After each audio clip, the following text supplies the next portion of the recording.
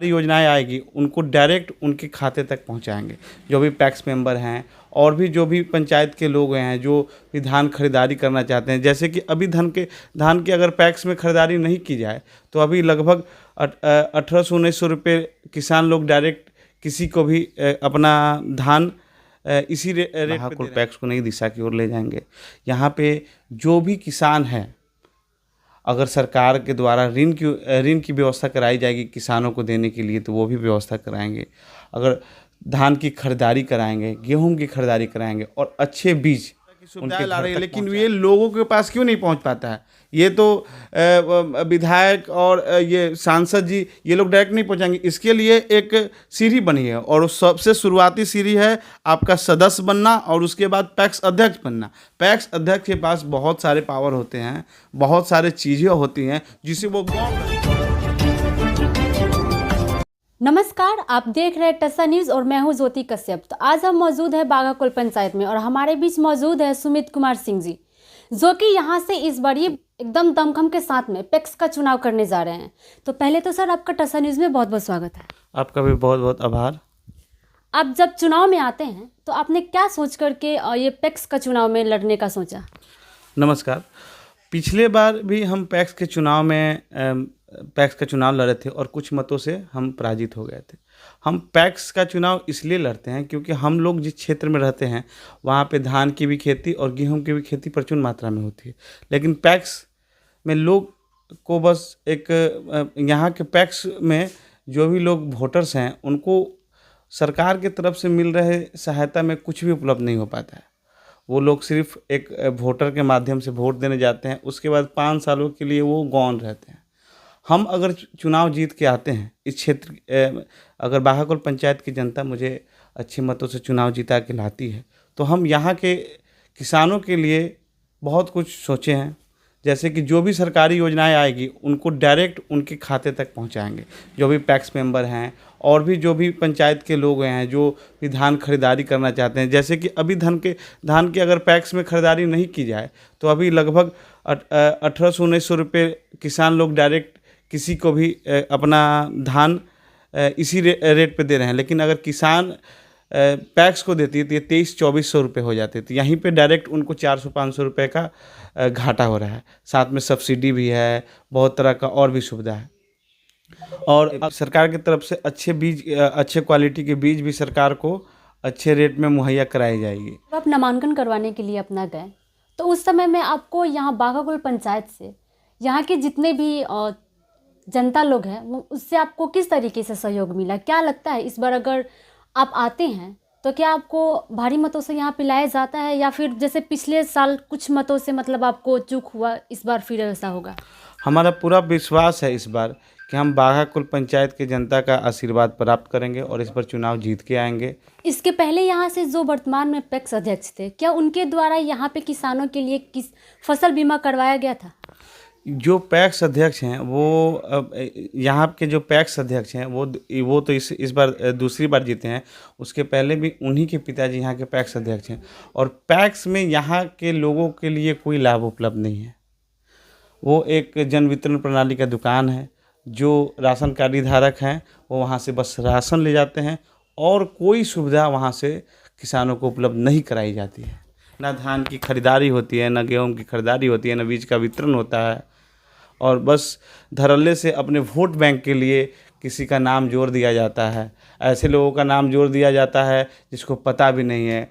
किन्हीं को अपने मनमानी से देखा जाता है कि वो सदस्य चुनाव लड़ सकते हैं तो उसको सदस्य कर दिया जाता है कि सिर्फ अब वोट बैंक के लिए आप हमको आजीवन वोट दें और उससे कोई लाभ नहीं हो। 4500 वोटर्स हैं यहाँ पे। आप किसी से पूछ सकते हैं कि कोई तरह की सहायता मिले तो। सुमित सिंह जी अगर आते हैं तो इस बार बाघाकुल पंचायत के जितने भी किसान भाई हैं उनके लिए क्या कुछ विशेष करेंगे? अगर हमें बाघाकुल पंचायत की जनता आशीर्वाद देती है तो हम पैक्स के नई दिशा की ओर ले जाएंगे। बाघाकुल पैक्स को नई दिशा की ओर ले जाएंगे। यहाँ पे जो भी किसान है, अगर सरकार के द्वारा ऋण की व्यवस्था कराई जाएगी किसानों को देने के लिए तो वो भी व्यवस्था कराएंगे। अगर धान की खरीदारी कराएंगे, गेहूं की खरीदारी कराएंगे और अच्छे बीज उनके घर तक पहुंचाएंगे ताकि वो फसल से मुनाफा कमा सके और अगर किसान यहाँ पे अपने अगर उन्हें समय पे बीज मिल जाए और धान की खरीदारी हो तो यहाँ की पलायन को हद तक रोका जा सकता है, क्योंकि यहाँ के लोग बहुत मेहनती हैं। यहाँ पे लगभग लोग, हमें लगता है कि लगभग लोग बीघे में खेती करते हैं। गेहूं की खेती हो, धान की खेती हो, बहुत लोग आलू की भी खेती करते हैं, मकई का खेती करते हैं। अभी पैक्स का चुनाव है, अगर आप गांव में चले जाइएगा तो एक भी मर्द आपको घर में नहीं मिलेगा। सभी लोग अपने अपने खेतों में, कोई ट्रैक्टर लेके, कोई धान बीज लेके, सब लोग अपने अपने खेतों में जाके बीज की रुपाई कर रहे हैं, खेतों को जोताई करा रहे हैं ताकि अच्छे से फसल हो। लेकिन होता क्या है कि वो लोग अभी जो धान की रेट, ये जो गेहूं का बीज का रेट है वो आसमान छू रहा है। गरीब लोग किसी से पैसा लेके उसे खरीदते हैं, किसी से सूद पे पैसा लेंगे, किसी से उधार पैसा लेके अभी खेती करते हैं, उसे 6 महीने बाद देते हैं और खेती करके तुरंत चले जाते हैं, क्योंकि वो पैसा उन्हें कुछ दिनों में उन लोगों को चुकाना होता है। अब उनके पास मजबूरी है पलायन करने के सिवा। अगर हम उन्हें बढ़िया बीज और धान की खरीदारी कराएंगे तो यहाँ के 80% से 90% किसान यहीं पे अपना जीवन यापन अच्छे ढंग से करेंगे। सुनने में आता है कि बोला जाता है कि ये पैक्स जो मतलब ये एक पद है, ये एक सखी जैसी है, इसमें कुछ आते ही नहीं है कि किसानों को दिया जा सके। देखिए, ये एक कोऑपरेटिव सोसाइटी है, लेकिन इसमें जो मेंबर होते हैं वो किस लिए होते हैं? उनसे सलाह मशवरा करके। आखिर में धान की खरीदारी के लिए सरकार फंड्स क्यों अलॉट करती है? सारे फंड्स किसानों के लिए ही, केंद्र से लेके बिहार सरकार किसानों के लिए एमएसपी लागू कर रही है, बहुत तरह की सुविधाएं ला रही है, लेकिन ये लोगों के पास क्यों नहीं पहुंच पाता है?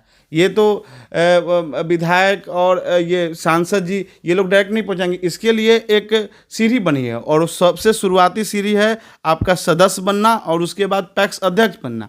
पैक्स अध्यक्ष के पास बहुत सारे पावर होते हैं, बहुत सारे चीज़ें होती हैं जिसे वो गौण रखते हैं। वो सिर्फ और सिर्फ कुर्सी पर बैठने के लिए उन लोगों को वोटर बनाएंगे, उन्हीं लोग से वोट कराएंगे और उसके बाद उनको कोई सुविधा नहीं देंगे। अगर पैक्स अध्यक्ष चाहे तो उसको धान की खरीदारी प्रचुर मात्रा में होती है, और भी बहुत जगह आप मकेर प्रखंड में ही देखिएगा तो बहुत जगह लोग धान की खरीदारी करते हैं, लेकिन यहाँ नहीं होती है। यहाँ पे न गेहूं की खरीदारी होती है, न धान की खरीदारी होती है, न बीज उपलब्ध कराया जाता है। क्या अगर इस बार सुमित जी आते हैं तो यहाँ पे किसानों के लिए फसल बीमा कराया जाएगा? कम दामों में उन लोगों को बीज, खाद या कीटनाशक दवाइयाँ जैसी बहुत सारी ऐसी उपयोगी चीज़ें क्या उनको दिया जाएगा? बिल्कुल, जो भी सरकार के द्वारा किसानों के लिए फंड आएगा वो डायरेक्ट किसानों के पास पहुंच जाएगा। ये हम बाघाकुल पंचायत से वादा करते हैं और हम अपने वादे पे जरूर खरा उतरेंगे। बाघाकुल पंचायत की जितने भी यहाँ के किसान भाई हैं, यहाँ की जितने भी महिलाएं हैं, सुमित जी पे कैसे विश्वास करें कि अगर वो आते हैं तो हमको ये सारी सुविधाएं देंगे? देखिए, हम एक युवा हैं और हम लोगों के पास जाके आग्रह कर रहे हैं कि अगर आप हमें पैक्स में चुनाव जिताइएगा तो हम एक बार जीत के आएंगे, तभी तो आपको बता पाएंगे कि हम हमारे पास क्या कैपेबल है, हम क्या कर सकते हैं। ऐसे हमारा राजनीति पृष्ठभूमि पुराना रहा है। हमारे पिताजी भी इस पंचायत के 3 बार के मुखिया हैं, उसके पहले भी हमारे परबाबा मुखिया रह चुके हैं।